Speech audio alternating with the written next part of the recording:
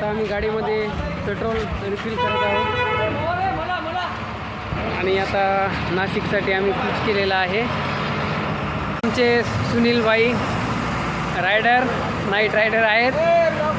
हे आमचे परम मित्र गोविंद भाऊ देशमुख स्वामी समर्थ अर्बन बँकेचे मालक.